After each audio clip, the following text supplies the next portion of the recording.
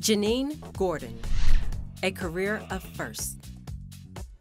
Before 1971, the attire for federal law enforcement agents was pretty standard: a suit, tie, and a hat. After all, federal agents and G-men were just that, all men. So when Janene Gordon was offered a job interview, she was instructed to show up with my hat and tie for the interview. Well, she didn't.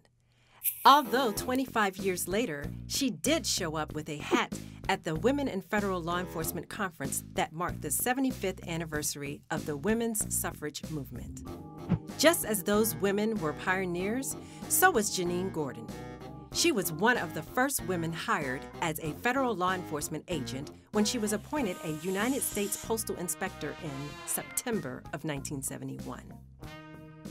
Janene wanted to be a cop ever since she was a freshman in high school. Her first venture into law enforcement was a job with Macy's as a store detective while in college.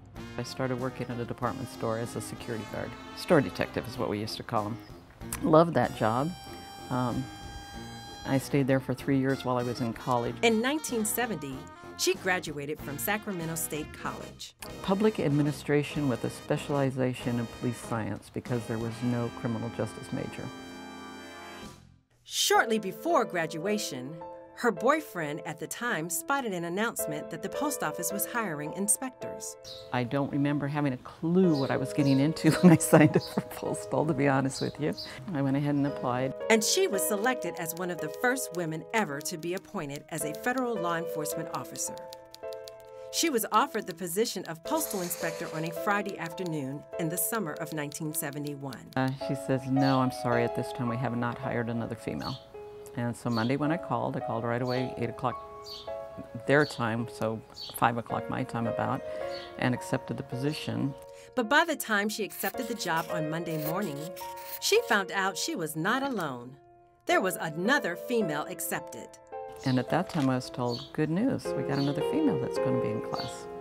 And that's when I first heard that Janene Curry was hired.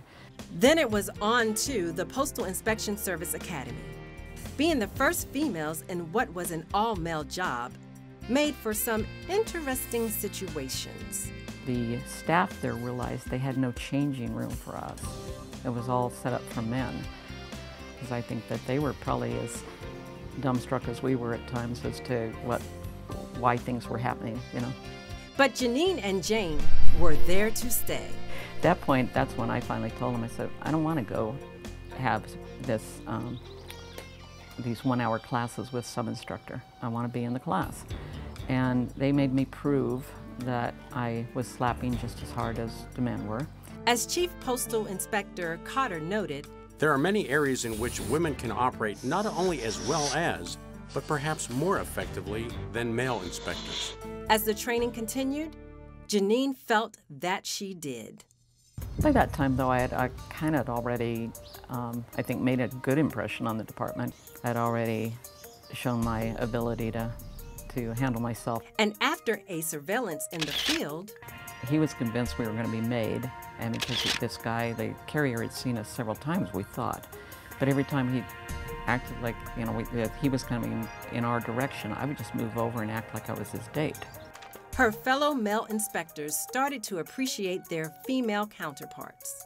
At that point, I think they started to realize the importance of having females, you know. In December of 1971, the first female postal inspectors graduated from the academy. Now it was time for the newly minted inspector, with an annual salary of $9,431, to head to her first assignment in the San Francisco Division, an internal crimes assignment. In the academy, we were told, the guy came in and he says, I'm going to be instructing you on an area that you guys will probably never, ever be involved in. There's very few inspectors that ever get involved in their first assignment being an airport or a airplane crash. You probably will never see them in your career, but I'm going to give you this information anyhow. I got assigned to the San Francisco airport, and in my first year there were 3 plane crashes. And there were still obstacles to overcome. Working internal crimes required climbing ladders to get into the lookout galleries, but females were required to wear dresses. This presented a problem. When I first started in internal crimes, when we go up into the lookouts, the catwalks are up above the post office, we were still required to wear skirts or dresses. We made a pact with two other guys that I was working with most of the time.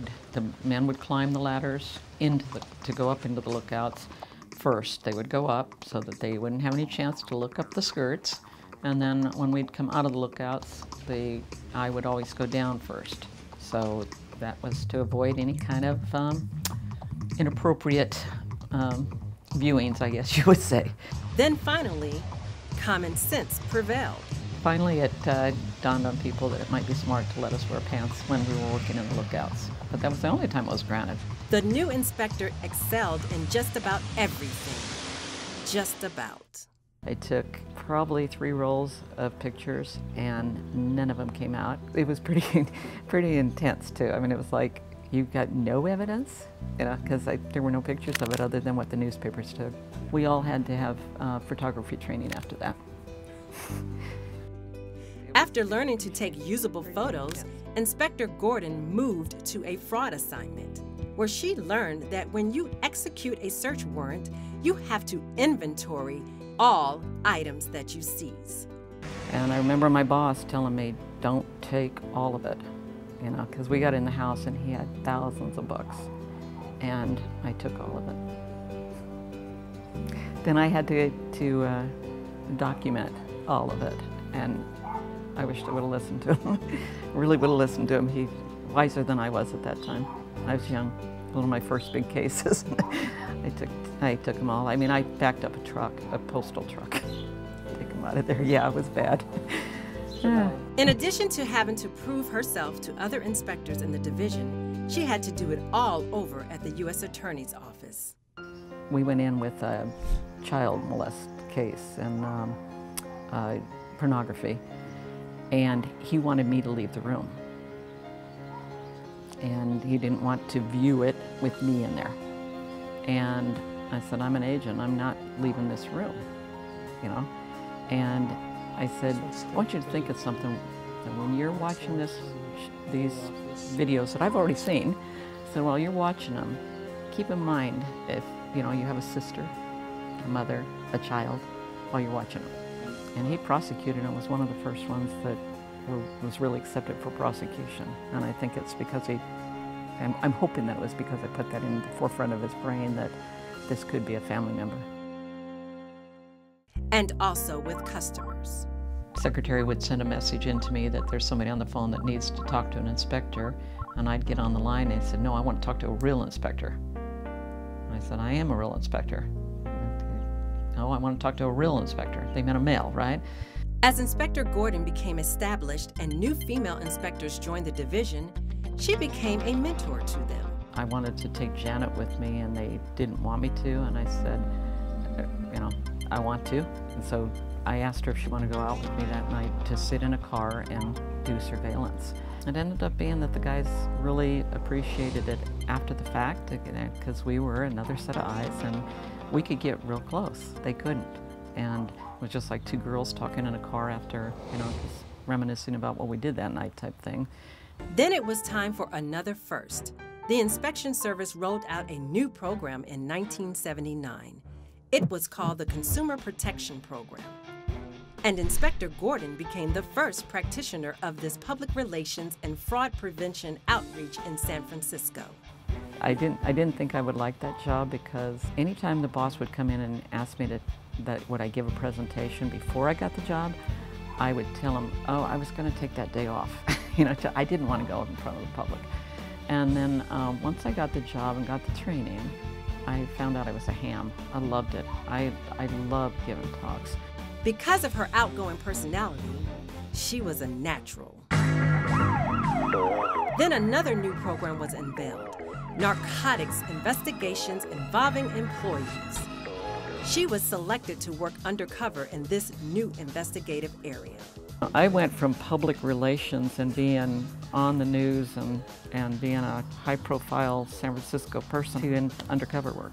It wasn't the smartest thing, but I loved it. There were sticky situations, but I got through them, and you had to talk your way out of a paper bag, and I learned how to do that, so that helped with Polygraph later, but I just loved undercover work. The work was challenging and dangerous, and there wasn't much of a support system. My debriefing was, well, so how do you feel today? You know, and I'm going, I feel fine. And while we were being debriefed, though, I said, you know, there was one point. You guys were right in your timing in getting me out. You became a part of their lives, too, and then you end up having to arrest them. So it was an area that I think that if we would have continued, we probably would have lost more agents that stayed in it too long, and they weren't properly handled in the assignment. Janene Gordon was a pioneer, having been a first woman several times. Now it was time for one more. I didn't know a whole lot about Polygraph, but I hold a master's degree, and it was probably the hardest course I've ever gone through in my life. Even including the inspection service, which was a little tough on me. The polygraph training lasted 3 months. It was intense. Course was anywhere from 7 o'clock in the morning till 6, 7 o'clock at night, Monday through Saturday sometimes. And that was just the start. Extensive on-the-job training followed. 200 exams, 2-year internship, whichever came first. During this part of her career, she achieved another first. 20 years in law enforcement. The first female agent of any federal law enforcement agency to reach 20 years on the job.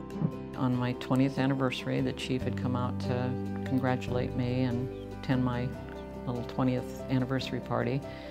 And actually, before he got back to DC that night, a bomb went off. It was a major bomb case for us. It was up near Eagle River in Kujiak. And as soon as I heard the bomb went off, I contacted the INC and offered polygraph services because it was part of my territory. I did my last 20 years of my career was polygraph. Then on to the next phase, retirement. 2004, 33, little over 33. But she was not done. I started my own little company in 2005. I only did one test the first year. All the work except for doing applicants for different law enforcement jobs has been in defense work, which is totally different than what we're used to. As Janene Gordon looked back, she spoke about some of the highlights of her career. One that stood out was her presentation at the National Postal Forum. Believe it or not, I just felt like a queen there. I felt like I had I realized, I think that day, how big and interesting the Postal Service really is and what kind of a job I really had. As a presenter, she wanted to make sure her session was well attended. But it was there that she was caught soliciting. We went around soliciting business people that were attending the forum to come to our presentation. You won't regret it. We got, blah, blah, blah. We're going off on everybody. And the chief caught us soliciting. We had the place packed, and I know the chief was over the moon. I mean, it was just one of those proud moments. And that's one thing I know about our department. You had a case, you worked the case. It was yours. And that brought a lot of pride. I mean, you can't start something and not finish it in a successful manner and not feel pride behind it. There's just no way. And then there was WIFL, Women in Federal Law Enforcement. The Postal Inspection Service hosted the 1995 conference in Washington, D.C. Well, I had gone to some WIFLs before the Inspection Service put it on in 1995. We hosted it then, and I was lucky enough to be chosen as part of the committee that set it up and organized it. And there's 900 women all dressed in suits, very professionally. I mean, it was just a gorgeous presentation of professionalism. Talk about a proud moment. No, it was just great. A pioneer in so many areas, Janene Gordon had these sage words of wisdom for this wave of women who wear the badge. Do your best in everything you do, but first and foremost, enjoy it. Try to learn to balance your time. Go to occasions that are important in your life, you don't get them back. on working with men. You should remember that you're a part of a bigger team. Hold your head up high and just do what you need to do to get the job done, start to finish. I think a female brings to the organization just as much, if not more, than most men. We can do anything that we put our hearts to and our minds to and our souls to. Janene Gordon, a pioneer in federal law enforcement who blazed a trail that many women have followed.